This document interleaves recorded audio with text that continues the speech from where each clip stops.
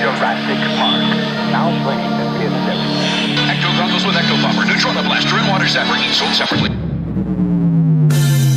From the corner penthouse of Spook Central all the way to Star Killer Base, this is Yes Have Some Podcast. Do I? Yes, have some.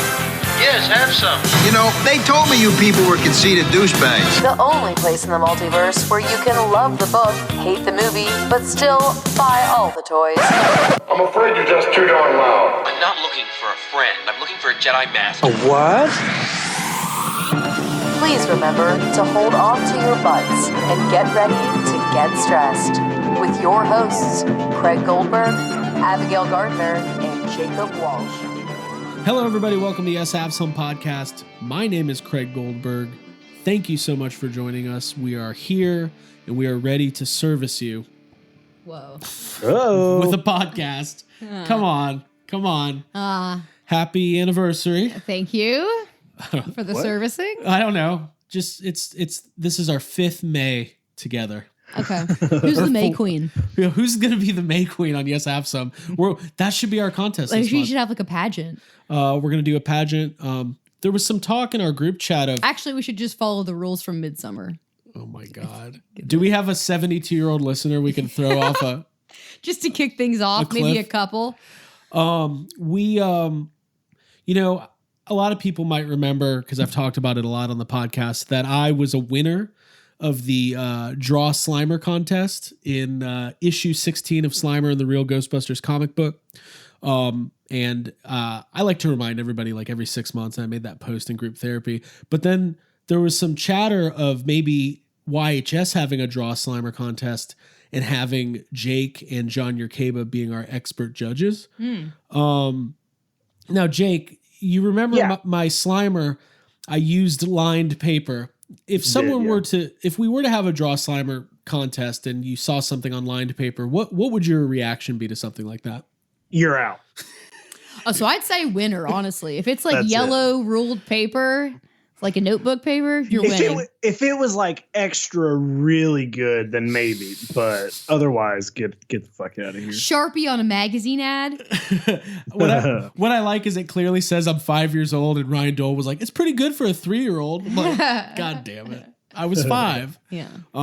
So we'll see.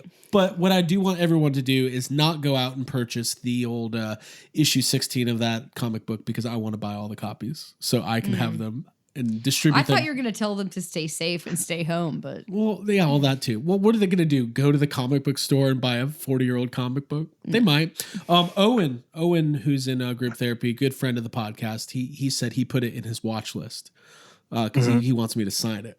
Oh. So it's pretty damn cool. That's pretty sweet. I can finally sign my... It's literally something to sign other than ghost heads. Cool. Oh my God. It's so much better. So much better. It is. I want to take that back.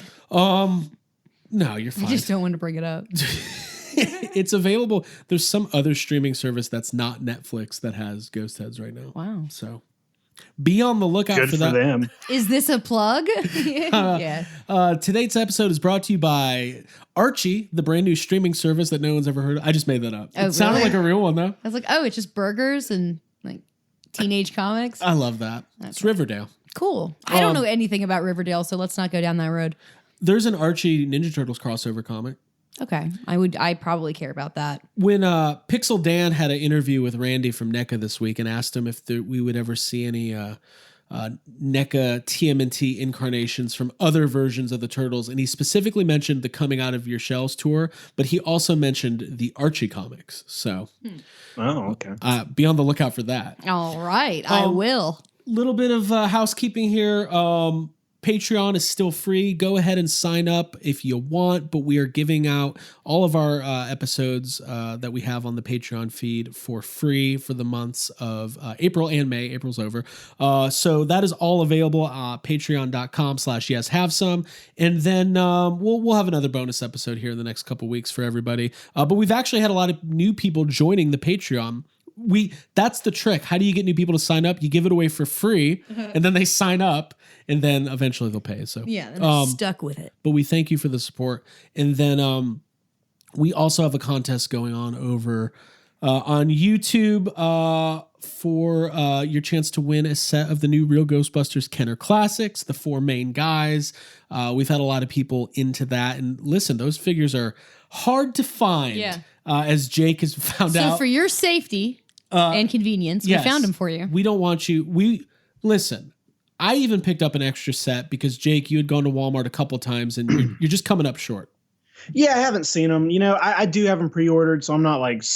I go back and forth with saying that I'm not super interested in getting another set, but then I get annoyed that they seem to be sold out, and because I kind of do want a second set, and well, I don't know. I'll get them eventually. Well, it's like that FOMO, right? That fear of missing out. Like, yeah, you can say you don't want another set, but then when you see other people posting like their grocery cart or whatever with the figures in it. Well, there's this whole thing people keep saying, why are people keep buying them? Why leave them for, like, listen. Tell them your experience when you were out at the one Walmart when you found the other hunters. Well, for one thing, I'm 36 years old, and if I see a real Ghostbusters figure on the shelf, I don't care if I have 20 of them. I'm buying it. I need to have that. I need to hold it, and I need to take it to the register, and I have that fantasy that like the lady at the register is going to be like, oh, I heard these are good. And I'll be like, yeah, they are. No, I ran into fellow hunters. It's happened to me a couple times at the Walmart, wearing the mask, wearing the gloves, and you just see people up and down listen, if they're in the toy aisle, like, no kids are getting toys right now. It's only adults in the toy aisle during the pandemic. And this couple was just up and down looking at their phones. And I struck up a conversation. I said, hey, what are you searching for? And they were looking for Slimer and Stay Puft, the same thing I was searching for. It's like Indiana Jones running into a fellow... I don't know. Historian? Yeah, whatever he is. What is he? Archaeologist? A fellow college professor who finds things. I don't think I've seen enough of those. Yeah. Have you? I've seen them. That's fine. Yeah. And then... we're going to get into that later with the hot takes. When I was at Target, I saw a guy, he had to be 65 years old, just staring at the lady stocking toys, and he kept looking at the Star Wars shelf, and I was like, this guy's waiting for some Black Series. He's out getting his Black Series fix.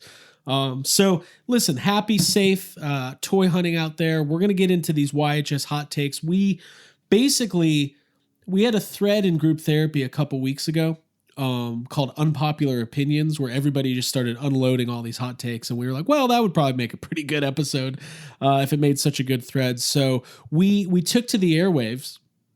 And by airwaves, I mean, Yes Have Some group therapy and the Yes Have Some Facebook page. And we asked for everybody's hot takes. And what we're going to do is we're going to read them off. And we're going to give you proper credit for your take, no anonymous takes. And we're going to react to them. It's going to be good. It's going to be good. Yeah, I had fun reacting to these and reading through them. We've always liked hot takes. I mean, Jake, you're on record for a long time of having some pretty strong opinions about Boba Fett. Yeah, but I mean, they're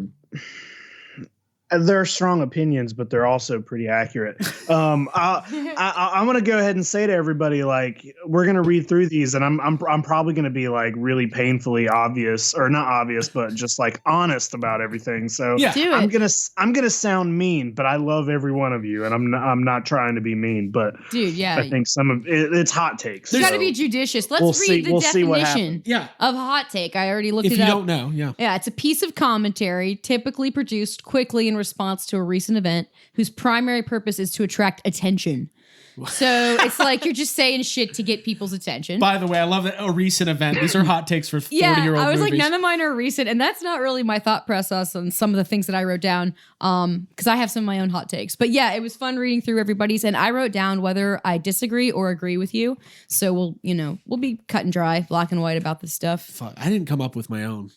Yeah, I figured. I didn't either. Well, first of all, I supposed to? Jake, I thought Jake might have, but I figured Craig, you just wing it throughout the show like you always do. Here's the thing, Jake.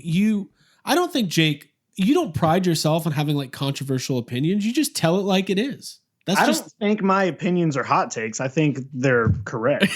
I like that. I agree. Well, listen.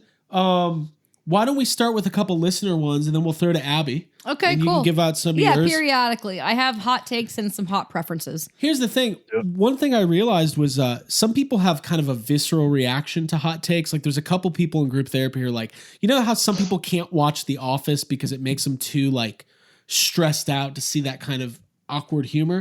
Or at least the British Office, because that's like way more uncomfortable and hard to watch. Or like people falling down. Yeah. Yeah, I have a hard time with that. I used to like videos of people falling down, but then I stopped. Even when it's like, there was that one video of Fidel Castro falling down. There's my hot take. I don't like videos of people falling down. It stresses me out, man. Right. Hot take. We're gonna get to these. We're gonna give. See, you got your first hot take. Oh my God. You didn't even have to write it. I did pretty good. Great job. I say all this, but I was texting you guys my hot takes last night about. Well, maybe I'll reveal something a little bit later. All right, so here we go. And by the way, thank you everybody for joining us. This is Yes Have Some Podcast. Hot take. Serve it up, hot take. I didn't even ask you guys how you were doing, but I know that we're all good and life is.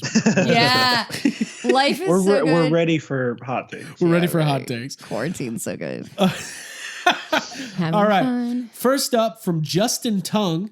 That's just a cool name. JT. From JT. His hot take, Batman Returns is a better movie than Batman 89. Not a better Batman movie, but a better movie in general. Abigail, react. Disagree.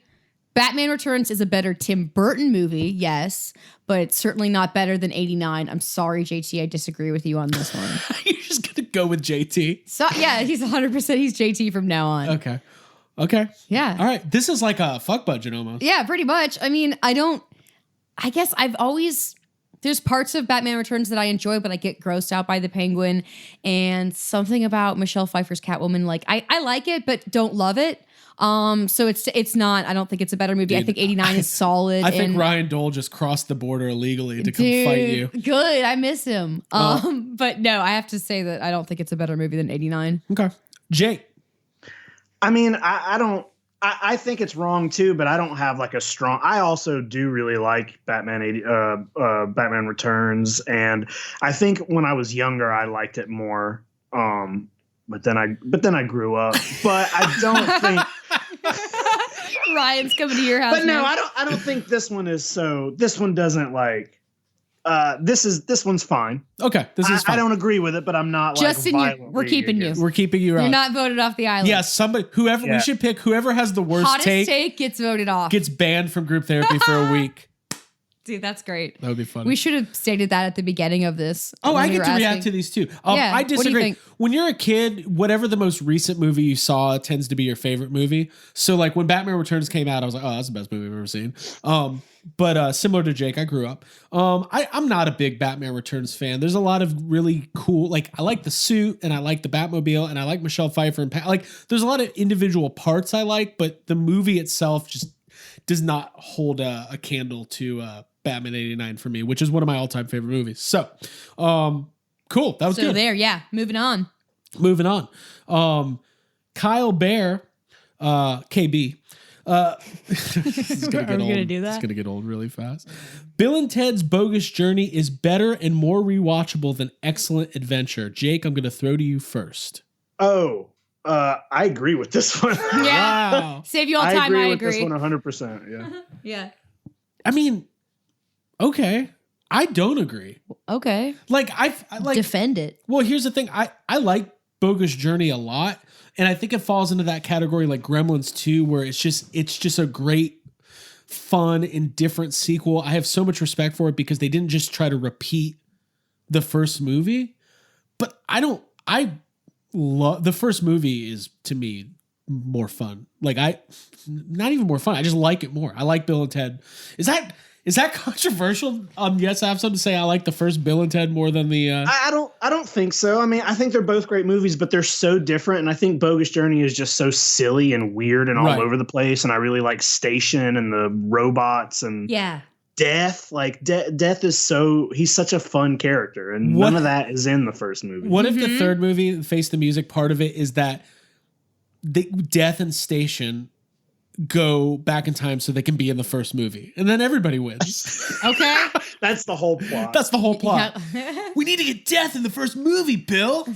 Ted, whoever said that? Okay, cool. They know they're in a movie. They become self-aware. First of all, I want us to be in a Bill and Ted movie because there's that contest that's going right now. You can like cut a dance video and send it and submit. So hopefully us and all of our listeners will do that and send it in and get picked. Knowing our luck, it'll be evil robot us's. Dude, I know. Knowing our luck, we'll win. We're very good at those We are in that Jurassic Park video. Yeah. That's an underrated YHS moment, by the way. Hot take. one of the coolest things we've ever done is that time we recreated that Jurassic Park scene and they played it in theaters.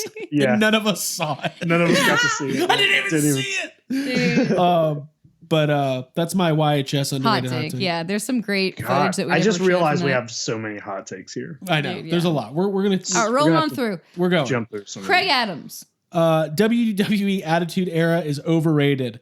Hot garbage for the most part. Some great stars were created. I don't care about this one. Who cares? I don't either. I didn't watch any of this. So I said Attitude Era rules. All right, there we go. Disagree. Sorry, brother. Brandon Whitmore. Stranger Things is only popular because of the nostalgia feel. Otherwise, the story itself is pretty muddy and boring. Jake, I'm throwing to you on this one.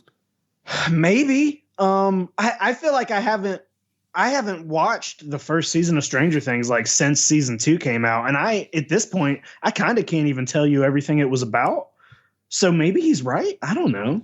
Yeah. This one makes me wonder. I half agree with this one. I think that the story itself is kind of boilerplate and derivative of other material, like Stephen King stuff, obviously. But I think that the acting, like Finn Wolfhard and Millie Bobby Brown, like I think that kind of sets it apart from other things and kind of makes it stand out. So it is really good for what it is, but I think that it's definitely like not the most imaginative or original source material. All right. I like Stranger Things. It'll be interesting to see like what the way it's consumed on Netflix. Like you just watch it in like 2 days and then it's over. So I kind of agree with Jake. Like I don't really know what happens in that show other than I enjoy it when I'm watching it, but I don't really think of it when I move past it. Unless we're at Dragon Con, everybody's dressed up like damn Waffle Girl. That's what I call her. Okay, that's a good take, though. I don't even know if that's a hot take. I feel like a lot of people probably feel that way. Mm-hmm. Shane Patrick, he sent a long message that was really nice, but his TLDR was that he likes the quarantine. Okay. he says he knows it's really serious and shitty, but he's really connecting like with his family and stuff, and they're doing all sorts of cool shit. Get that. So I think that is a hot take, but I think I also maybe agree with that. I said I don't hate it. Quarantine. I'm getting used to it. I mean, it's just that I'm back at work, so Jake's at work. I was at Walmart this morning. We've been grocery like the only thing that's really different right now is restaurants are still closed for the most part, and all these really events, theme parks. Yeah, we don't have. We were kind of planning a bunch of trips this year, and San Diego Comic-Con, Dragon Con.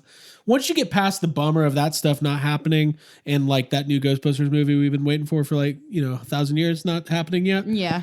It's fine. We just want everybody to be happy and safe and healthy, right? Yes. All right. You guys need to bring some more heat. These are like softballs. Philip Clark, Kung Pao and Freddy Got Fingered is some of the best movies of all time. That's a hot take. That's very hot.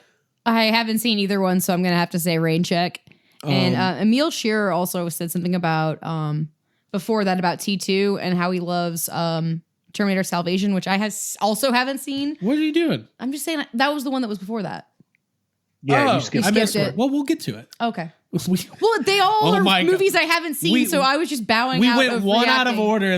But this was like last time when I don't know, something happened. I got yelled at. All right, Jake, Kung Pao, Freddy Got Fingered. Anything there? Kung Pao is one of the worst movies I've ever seen.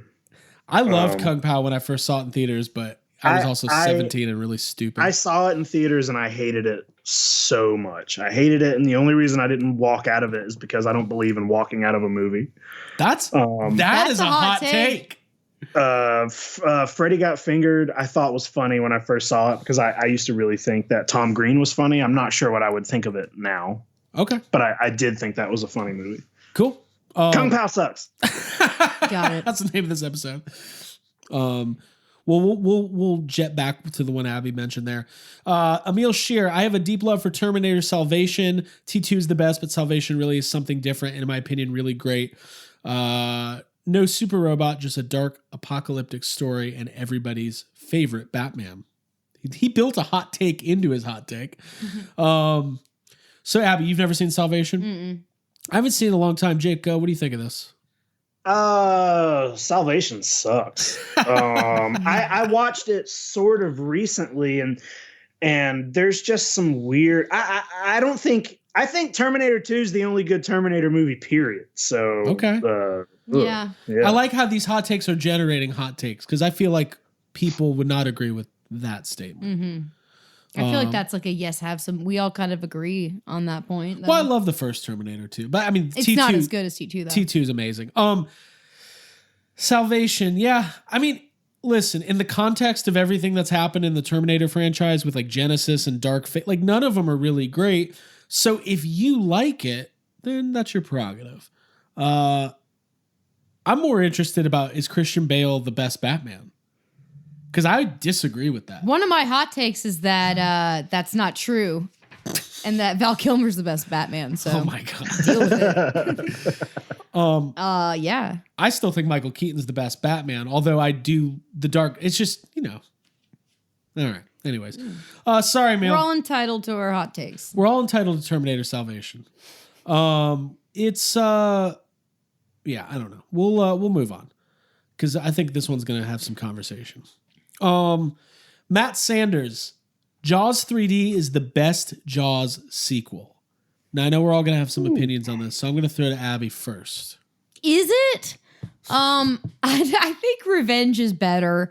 I think Revenge is the more fun of all the sequels to watch. So I have to say I disagree with this one. I think that the Jaws 3D was like a little bit more tedious. There's some fun stuff, but I don't think it's my favorite sequel. Jake, what about you? Yeah, I don't think it's the best either, but I think 2, 3, and 4 are all kind of bad. And they all have I think 2 is the worst. I think Jaws 2 is the worst. Because it's almost trying to be good. But 3 and 4 are pretty similar, and they both have some fun stuff, and they both have some really bad stuff. So, this is kind of a middle of the road thing for me. Well, I used to think Jaws 3D was the worst. I used to think it was just absolutely the worst. But then I'm like, no, 2's the worst because 2's boring. There's nothing new in part 2. 3 is so bad that it's still got some really weird, fun stuff to watch. Yeah, like when the shark crashes through the underwater restaurant or whatever. That's fun. I think traditionally people would have said that Jaws: The Revenge is just the worst, but it's not. It's definitely not. I think Jaws: The Revenge is pretty good.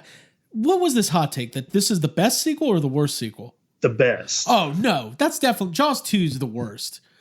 I would say Jaws: The Revenge is the best sequel. I think I got confused on this hot take. Because I started thinking about Jaws 3 and how I have never actually seen it in 3D. But that's besides the point. It takes place at SeaWorld. That's basically all it has. It's got, what are the dolphins' names?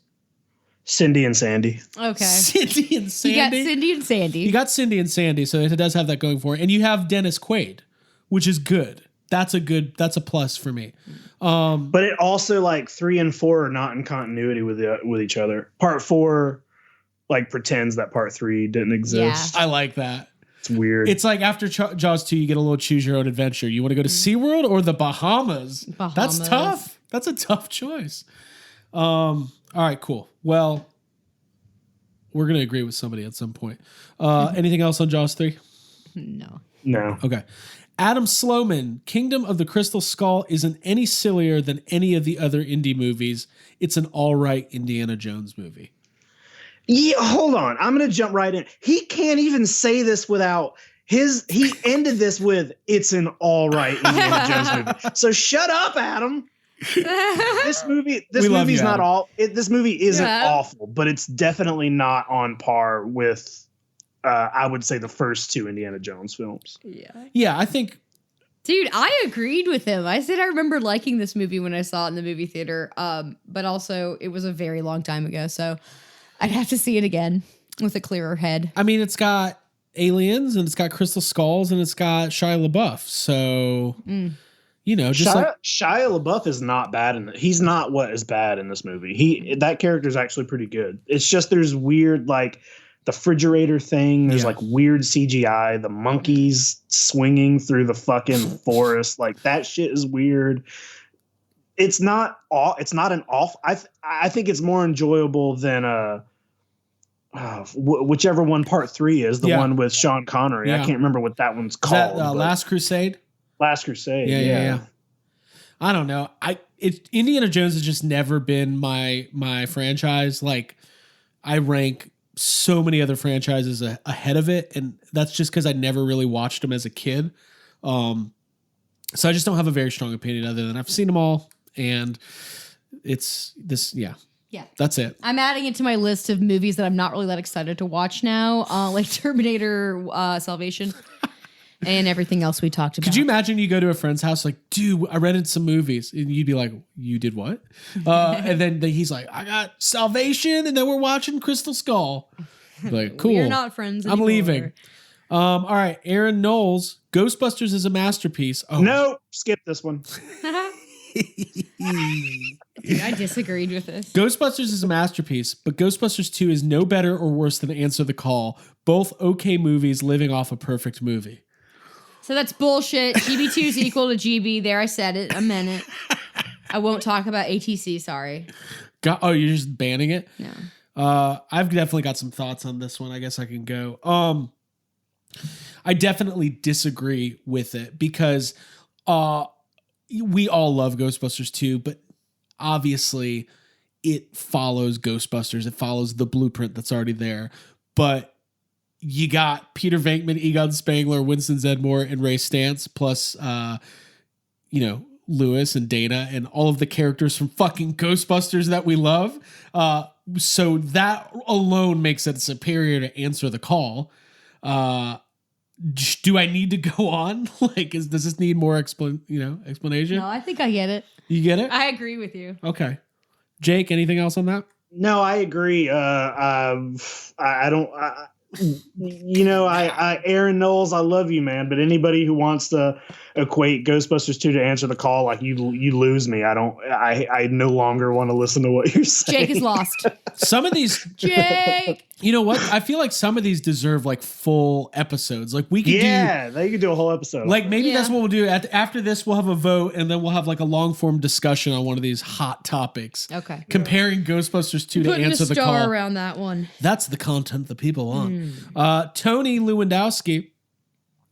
I feel like we could say the exact my opinion for the last one is the same with this one. Oh, that's why I grouped these together. He also had a Ghostbusters 2 hot take. If you take Janosch out of Ghostbusters 2, the movie isn't very good.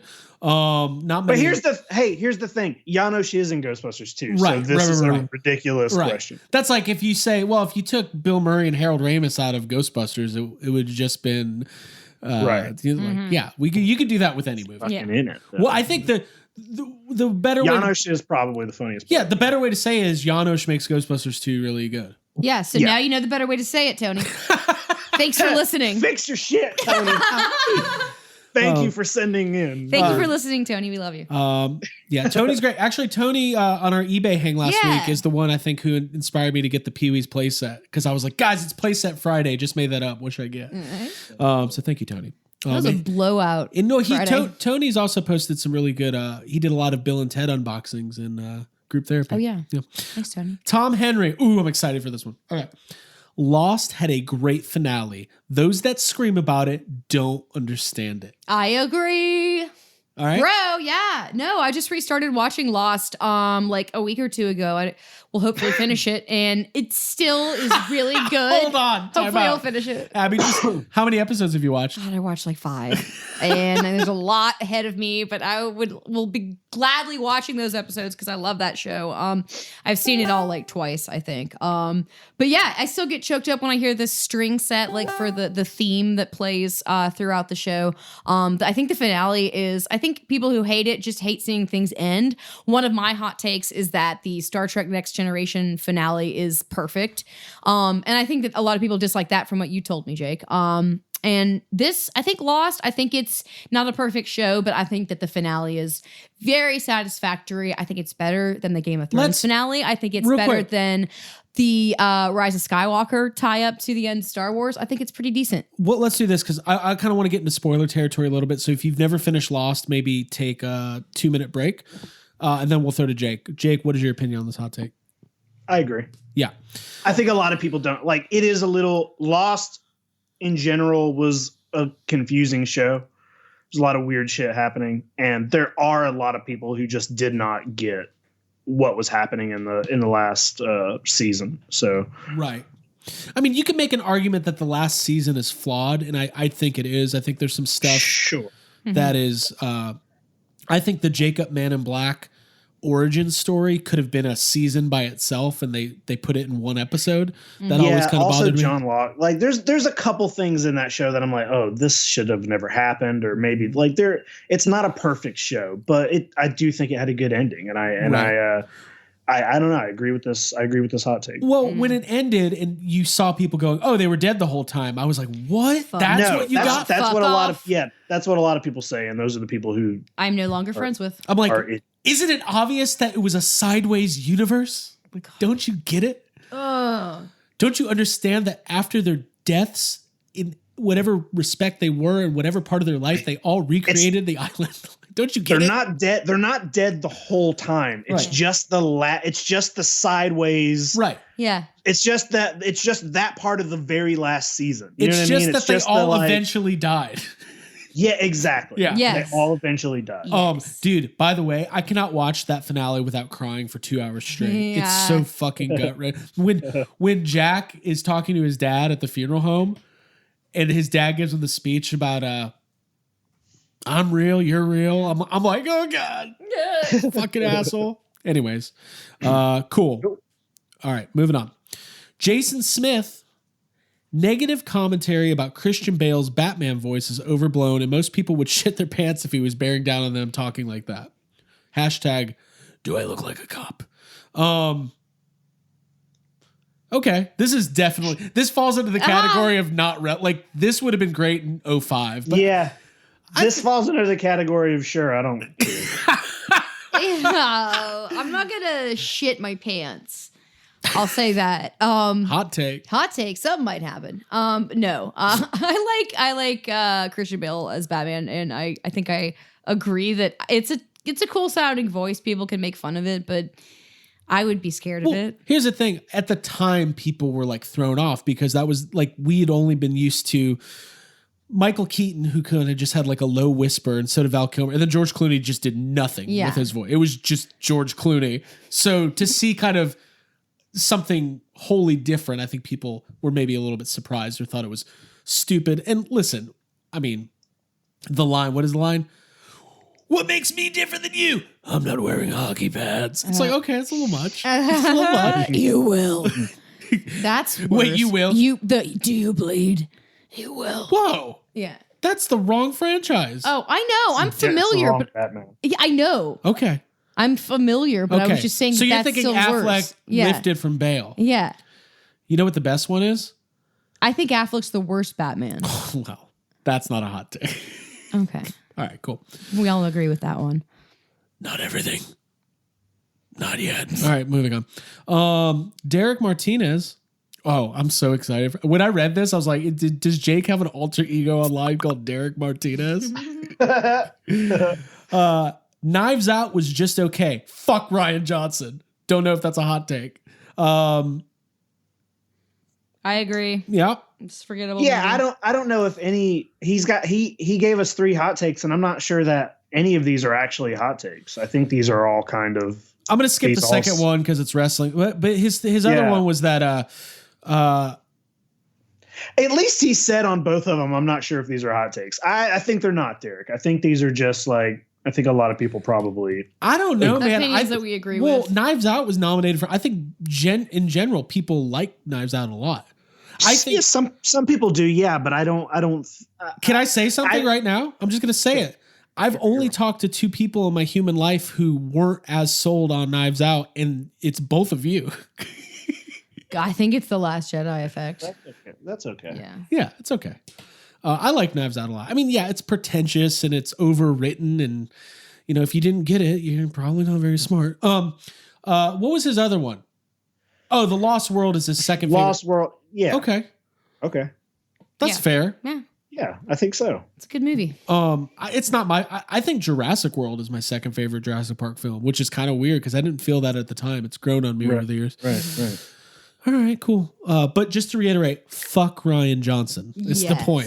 Exactly. Exactly. Oliver Jones. I find most of the MCU movies to be pretty forgettable. Wasn't a fan of the ending for Endgame. Visually, it was brown, muddy, and boring. Plus, Captain Marvel's costume in that film looked like garbage. Jake? Okay. Oh, then he said, why is every character quippy? I call it the RDJ effect. That's true. I do think this is a hot take. I think I would say I would agree that maybe some of the MCU movies are pretty forgettable. But I feel like something like Endgame is a big accomplishment, not just for like comic book movies, but just in movies in general. Like how many other movies have had like a franchise that has gone, 10 years, like how many fucking movies, 22 movies or something like that, right. And all end in one giant, like that's a big thing to have a movie come out like Endgame, where it's like you literally have had to see like 20 other movies for things in this movie to make sense, and it still be like one of the biggest movies. That's a big accomplishment, whether you like it or not. Right. So, not you, Oliver. Well, actually, you, Oliver. Well, anybody, you listening, you. So, yeah, I think that's a hot take. I think Endgame's pretty good. I can agree about this RDJ effect. That is something that maybe.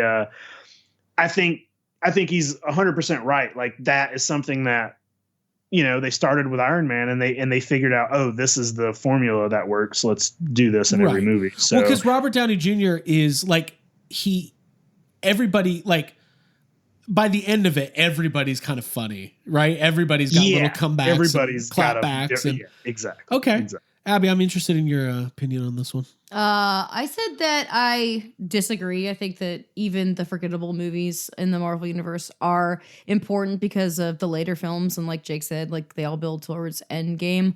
And I don't think it's too quippy. I like that there's levity and humor in the Marvel Universe as opposed to the DC Universe. So I think they're good movies. I know that some of them are a little bit weaker, but even the weaker ones are still bangers compared to a lot of movies. Aquaman. Bullshit. Yeah.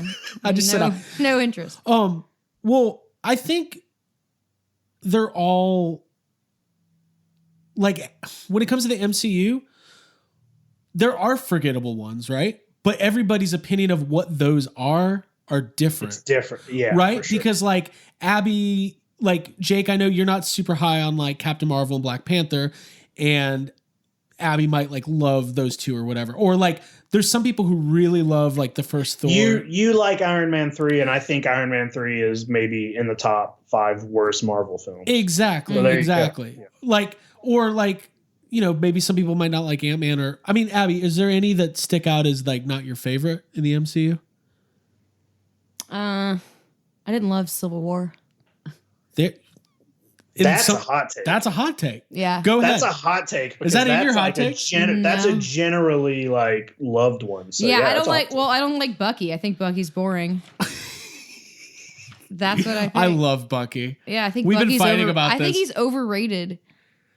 Their friendship is not like, it's just not as important to me as it is to the rest of America. Well, if you started respecting World War II more. Okay. It's because your dad loves World War II so much. Maybe. I was raised on war movies, so I'm probably like bitter. I didn't really like Winter Soldier, I think is a little bit boring too. Jesus Christ. Yeah. All right. Well, Winter Soldier is 100% about Bucky. That's the Bucky movie. I just don't. Civil War has got some Bucky in it, but it's like got a lot of Civil War is about when all of your friends decide to have a fake fight at the airport. Yeah, that's what that one. Jake likes it because he likes airport freakouts. Did Spider-Man lose his luggage outside of the bagel shop? Oh my God. Okay. What do we got next? What do we got here? Here we go. I like this one. AJ Quick. By the way, he was the first person to email. So okay. Living up to his last name. I think he gave the best take. He should have been spending his time, getting his shipments out on time. That's all I'm saying. Yeah. Way to make masks for the front lines while I wait on my split loom. Okay. AJ says Chevy Chase is one of the most overrated comedians and actors of the 70s and 80s. He has no range and is not funny. Abigail Gardner. I agree with you. I think he's kind of scummy as a human being. And one of my hot takes that came out of this is I think that National Lampoon's is funny in spite of him. I think John Candy would have been better as Clark Griswold. Damn. Yeah, he hasn't aged well. He hasn't held up well. And when you compare his performances, specifically like AJ's saying, his range, he lacks. He always is playing the exact same like dry asshole. And I don't like that. I don't need a dry asshole. Nobody likes a dry asshole. Yeah, I don't need it. It got weird. Yeah. Okay. Yeah. All right. How about you, Jake? There are a couple Chevy Chase movies that I think are really great, but I also agree with this. He's kind of annoying to me. Yeah, I mean, I think we've talked about it on the podcast before. Like the Chevy Chase movies that I love. Like I love The First Vacation and Christmas Vacation, and like I love Caddyshack. But for every good Chevy Chase movie, there's like 10 like that you've never even heard of that were like abysmal. He's also like, you're right, Abby. He also is kind of he's just like a miserable. You can say it, person. Dry asshole. He just sucks. Yeah. I mean, this might be. I don't know if we've ever talked about this before, but I know Abby, and I can't really speak for Jake, but sometimes somebody's like real life persona really affects the way you look at them as an actor, and maybe. Like knowing he's an asshole and he's actually said some like really shitty and like racist things in the last couple of years, it kind of makes it hard to like tolerate. Yeah. Yeah. Yep. All right. Fuck it. Guess what? Chevy Chase is canceled. Yeah, we can just go to family reunions if we want to hang out with old people that are racist and not funny. Yeah. J.K. Oh my God. Look how long this is. Yeah. Jesus Christ. Someone should read this though. I can read it. I'm going to I can't even pronounce this word. All right, I got it.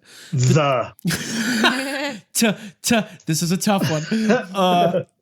The child actor Tomonori Yazaki's seminal role of Ichiro in Godzilla's Revenge, 1969, will go down in history as the single most influential piece of art in the modern world, simultaneously capturing the essence of what it means to be truly human, as well as portraying the unique quest for personal evolution in a universally representative and accessible performance. When the great enlightening comes, statues will be erected in his honor.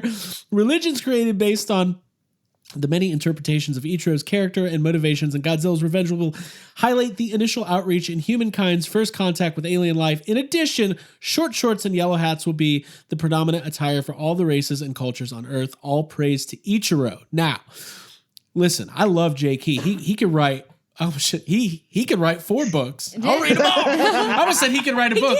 I'll read the whole thing. By the way, check out the Adventures of Duke LaGrange. And there's some people named after us in his books now. Stop it. Just gonna brag.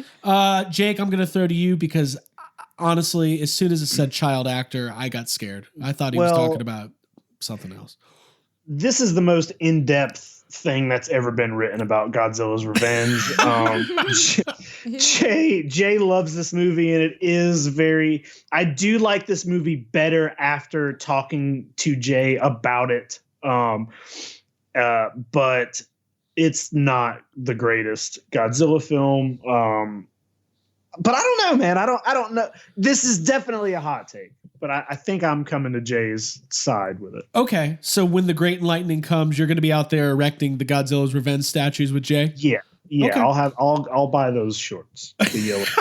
I already have them. I agree with you, Jay. I saw that's one of the Godzilla movies that I have seen, and I really liked it. Oh, have I seen it? Didn't we watch it together? Yes, you have. Yeah, we watched it at your house when J.K. was in town. You know, when I saw Ichiro for the first time, I said, "Damn, now that's a Godzilla movie." It's literally the least Godzilla of the Godzilla movies. I love it. Well, Jay, thank you for everything, and thank you for that. I want a Godzilla toy now. I'm gonna buy one tonight. All right, Justin Summers. Out of the Shadows deserves a sequel. Growing up a fan of the cartoon, I felt like it was the truest to the cartoon and left it open with so many possibilities. What's Out of the Shadows? I had to look it up. Is that it's Ninja Turtles 2. Oh. It's the remake of Ninja Turtles. Part 2 was called Out of the Shadows. Oh, okay. The Michael Bay one? Yeah. Disagree. Yeah. This is a Sorry, Justin. This is a disagree. Let's move on. I thought he was talking about the TMNT animated movie, which is actually really great. The one it is great from 07. Mm-hmm. Okay. Sorry, Justin. By the way, thank you for the support. Yes, but you might be winning the worst, stinkiest hot take award. It's better than the first Michael Bay movie for sure. Okay. But for sure. That's not saying much. Jeff Wisnot. Oh my fucking God. All right. Nickelback is so underrated. You only hate them because the internet does. Hey, I can admit something. I can't tell if he's being funny here or if he really thinks Nickelback is underrated. He's from South Carolina. They just got Nickelback there. It's new. I remember downloading Nickelback songs on Napster, and I remember thinking they were good. I love when that first album came out because I was like, I didn't know anything about beat. Like, I thought they were great. I don't actively hate Nickelback, but like if you went to a Nickelback concert and looked around, you'd probably want to jump off a bridge because of their fan base. I think it's more like if you gravitate to Nickelback, it's like, what? Come on. What do you think, Jake? Nickelback suck. they suck. They're just not good. Like, I get why people who don't have, I don't know. The people who like Nickelback, I think, don't have very good taste in music. One time my dad was like, Craig, what's just wrong? The most generic like crap out there. My dad was like, Craig, why do you hate Nickelback? Like, what's wrong with them? Like, are their songs catchy? I was like, well, they are. He's like, are they good musicians? I was like, technically. He's like, people like them, so why are they bad? I was like, if you don't know, then I can't explain it to you. Yep. Like, if you don't understand why this is okay. Number 2, McNuggets are the best thing on the McDonald's menu. Pass. Hard pass on all that. No, fries, pies, or ice cream. Cool. What's next? Wait a minute. I do like those nuggets. And also, I don't even know if we talked about this on the podcast, but Jeff Wisnot, last Saturday, Abbey was sick. We haven't really talked about this, but you were down and out for about 5 days. Yeah, dude. You thought it could have been the big C. No, I think it's Corona Light. Okay. That's what we all figure. That's what we call it. But you're okay now. Yeah, I am. Thank you for the support, everyone. Yeah. And Jeff Wisnot somehow had our address and sent us chicken nuggets and fries to our house. Yeah. Unannounced. Surprise. It was very confusing. It was like the nicest thing ever. And then he said some other stuff, but I'll keep it off the podcast. But he's very funny. I like that guy. All right. Ray Cameron from Austin, Young. No, that's a city. Oh, yeah. Okay. The Dark Knight Rises is the best of the Bale Batman flicks. Dark Knight and Ledger's Joker are both ridiculously overrated. Holy shit. Well, we've talked about this a lot on the podcast. So let me go ahead. Yeah, we can go ahead and state a couple things. I think, Abby, you're a little bit apathetic to Dark Knight Rises. Yeah. Jake hates it. I like it. It's trash. But Dark Knight is way better.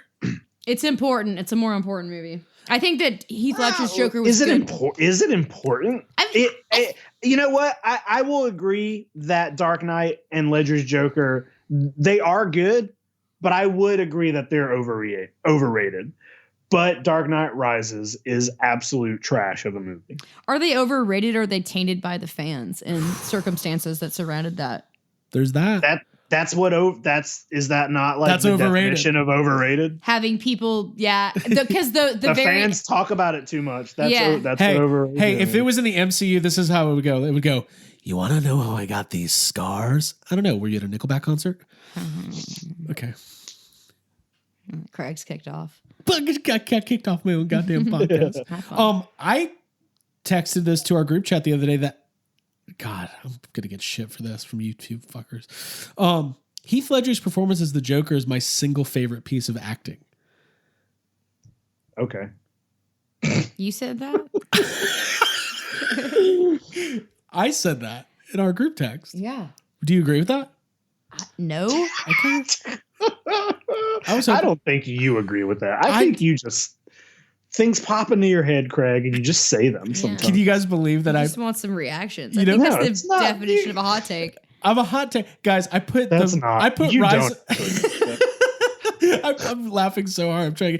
I had Rise. Remember we did our top 10 of the decade? Yeah. And I had Rise of Skywalker in there.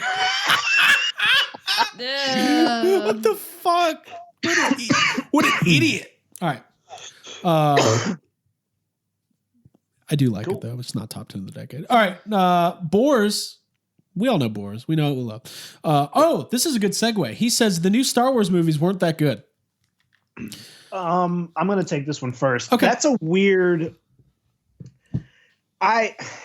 It's like I guess you could call that a hot take, but I feel like a lot of people think that, but also it's 3 movies. And I think the level of good kind of jumps all over the place between 1, 2, and 3.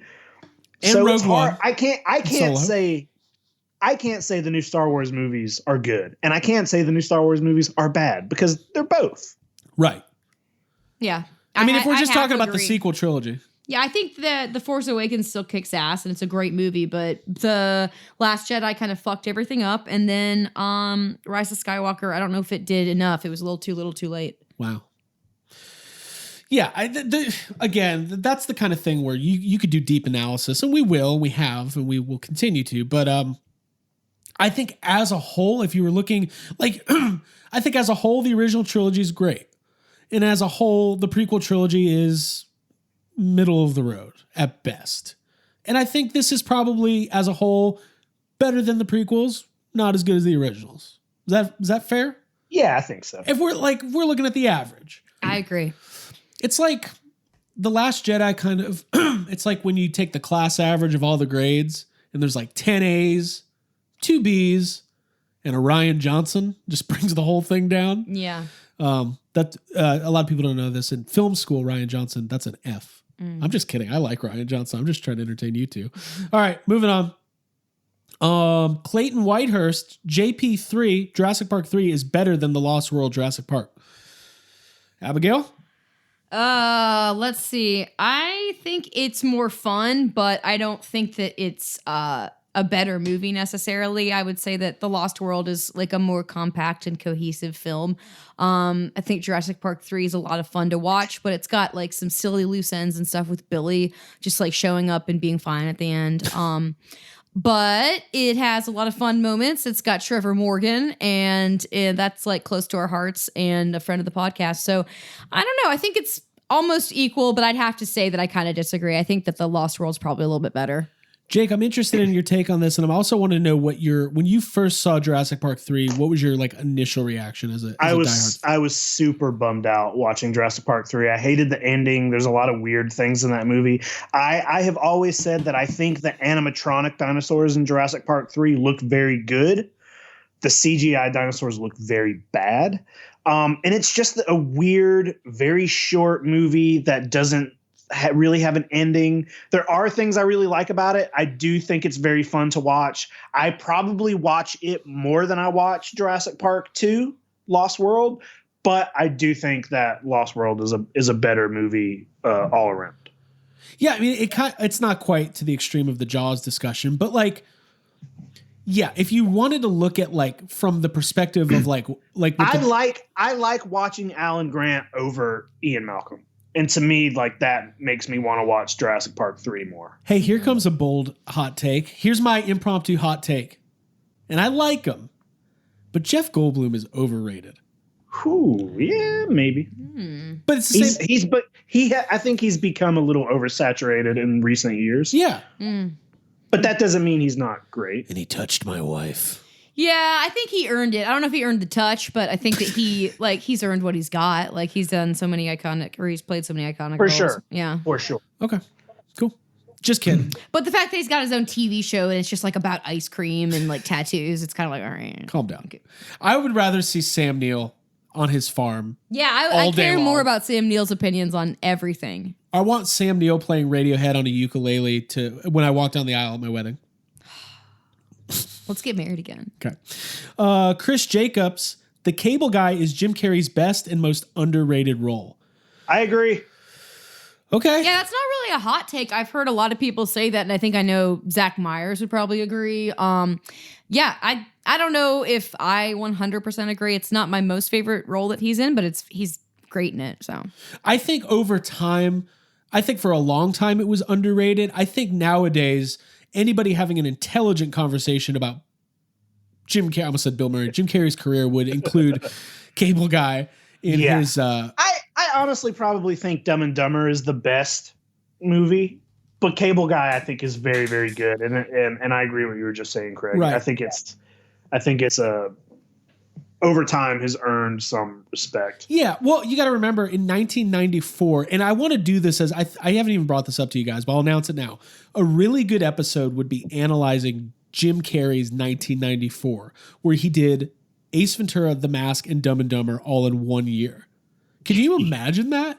Yeah. Like now it's like every 2 years an actor has a movie. He had all three of these incredible legendary comedies came out in the same year. Basically the three biggest movies of his career. Right. Mm-hmm. And then the follow-up was The Cable Guy, and it was just a little bit off-center and like directed by Ben Stiller. There's a lot of dark humor, a lot of people were expecting Ace Ventura after 3 movies where he's just really dumb. People were expecting that. So I remember when I remember seeing Cable Guy in the theater, and I was literally expecting like an Ace Ventura type movie and being like, this is different. I remember I was scared of it in theaters. Like, this is kind of scary. Yeah, I remember He's got this contacts in. I felt that way with this movie and with Royal Tenenbaums. I was like, whoa, this is not this is my normal cast of funny guys, but they're not being funny. What are they doing? Why isn't Bill Murray saying anything? All right, cool. Cable Guy's great. Let's watch that. As far as his best, just hands down best performance, like Dumb and Dumber is one of my all-time favorite comedies. Mm-hmm. I think Man on the Moon is an incredible movie and an incredible performance. Yeah, it's great. So, Andrew Schaefer. You have to read his out loud. It's really good. I bought all my favorite movies on VHS. Then I bought them on DVD. Then I bought them on Blu-ray. Then on iTunes. Enough is enough. I'm not buying Ghostbusters 2 for the 5th time. In fact, the only reason I bought it 3 of those times was because it was bundled with Ghostbusters 1. There's more to this. There's more. That's not it. Fucking fact, motherfuckers, said Andrew Schaefer. Look, I'm narrating.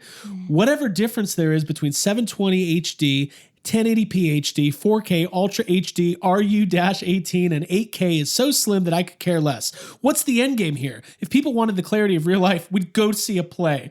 Bottom line, it doesn't matter what resolution you show me Stuber in. A turd is a turd is a turd. Also, I made one of those resolutions up, and I guarantee you there's not a studio executive in Hollywood that could tell you which one. It has to be RU-18, right?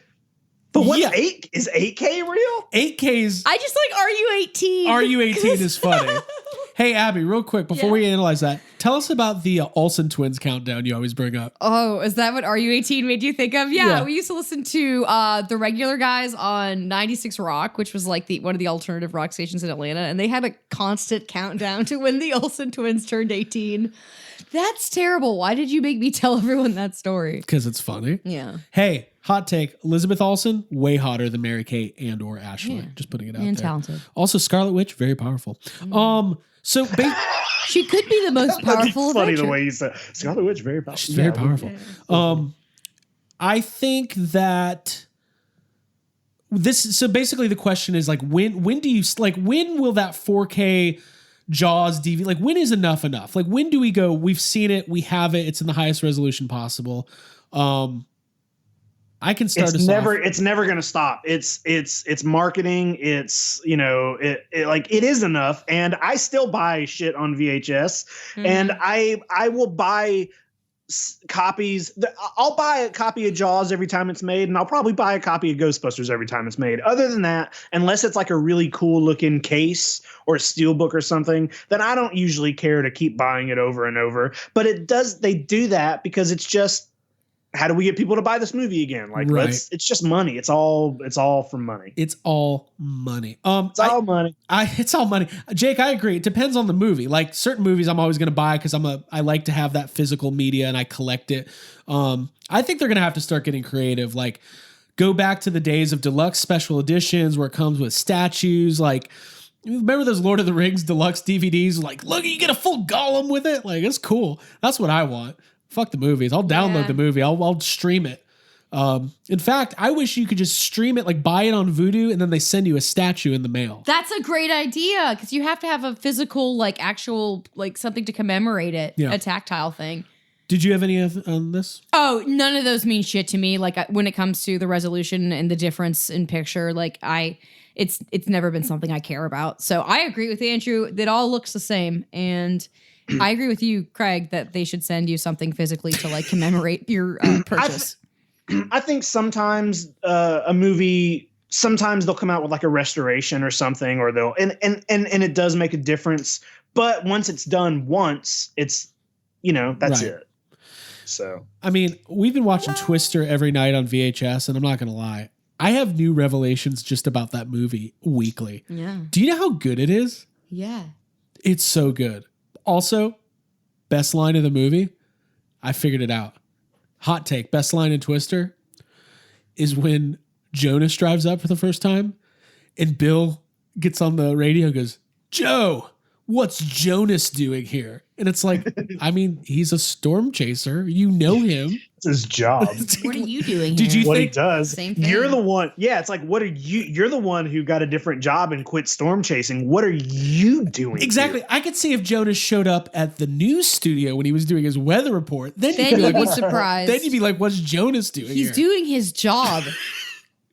And also, Abby, even though we've watched Twister 100 I times, was surprised by Jonas's death. you always forget I Jonas was like, died. oh my God, Jonas died at the end? In a very horrific way. It's justice. By the way, you know his partner, who's kind of an idiot, who should have listened to him? Yeah. His last line, he dies. The last thing he says in his life is, "Look at it. It's huge." Then he dies. Well, it's an F5. Yeah, it is an F5. Everyone get quiet when we bring up the F5. Yeah. Shh. Okay. Finger of God. Jeff 3 left. We're going to do it. Jeff Gillis says, my hot take, we should thank Paul Feig for Ghostbusters Afterlife. That's definitely a hot take. No, thank you. Yeah. Should we? I don't know. I don't thank him for that. Jason Reitman would have came up with his idea for Afterlife, whether Paul Feig made that movie or not. So I ain't got shit for Paul Feig. All right. Abby? Afterlife did not need 4 funny women to become what it's going to be. So, no. Yeah, I think there's some, I think that's a literal, there's some merit in saying like the mediocre response, the tepid response and reaction in the reinvigoration of the franchise directly led to them moving in another direction. I honestly, though, I think we probably would have gotten Afterlife. So you want me anyways. to thank Paul Feig for making a bad movie? I don't want you to do anything. Well, no, I changed my mind. Talking to Jeff here. Well, let me be Jeff, which is the 2020 version of Let Me Be Frank.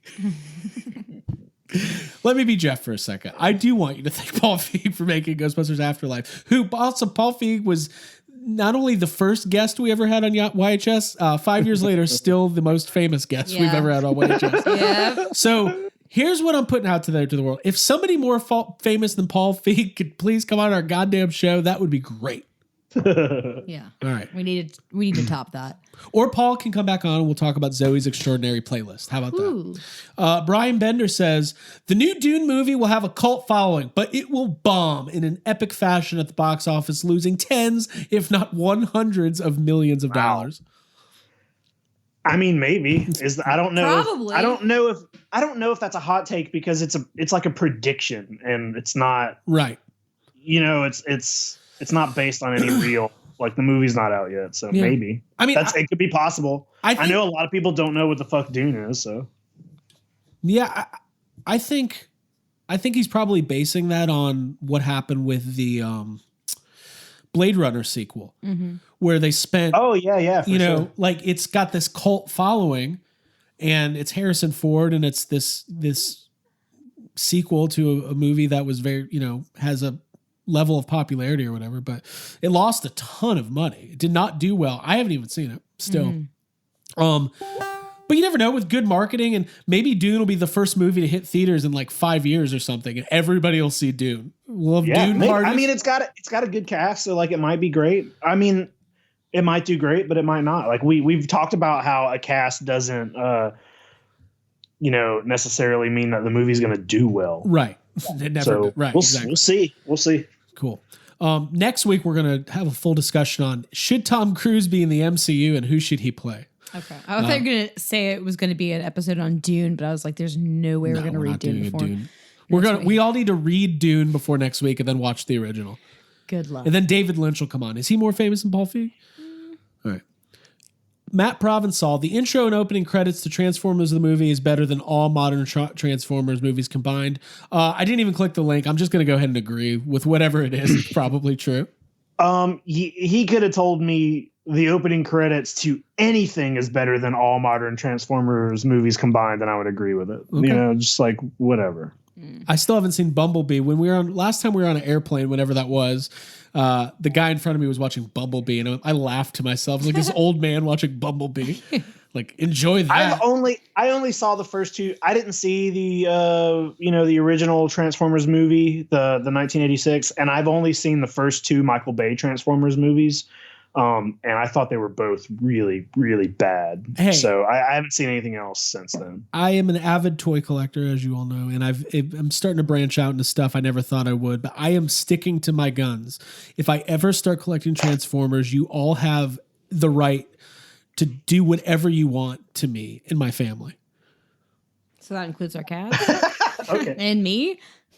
No, listen. I'm going to stand up to you the moment that you show any interest in Transformers. I won't tolerate it. It's something that I'm going to be like, but we'll have a safe word. It's a G1 Optimus Prime. Doesn't that mean something to you? Mm-hmm. All right, cool. Do you have any opinions on this?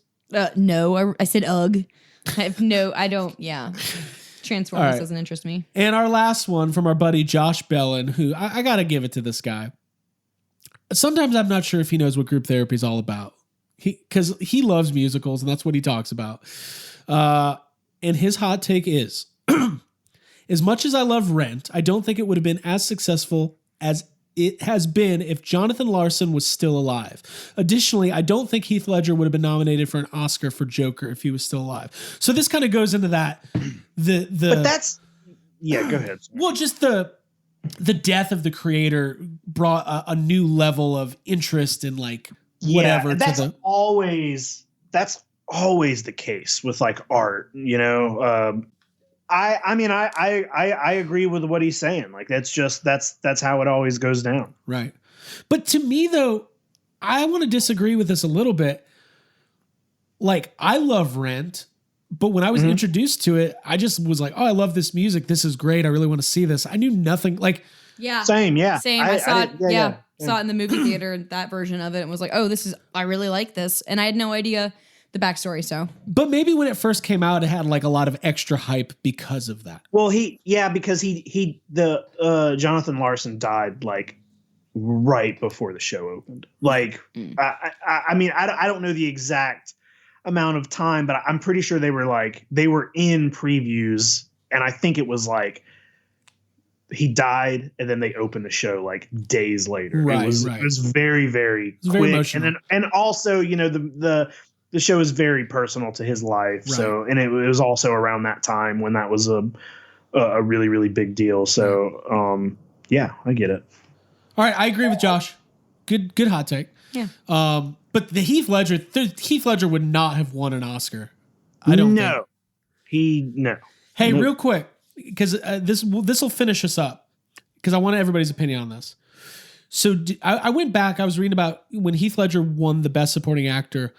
One of the people he beat that year was Robert Downey Jr., who was nominated for Tropic Thunder. Whoa, that's controversial. So this thing has been happening on Twitter like every year, where young people and millennials discover Tropic Thunder for the first time, and they don't understand how it exists and why people aren't outraged about it, because they don't understand what fucking satire is.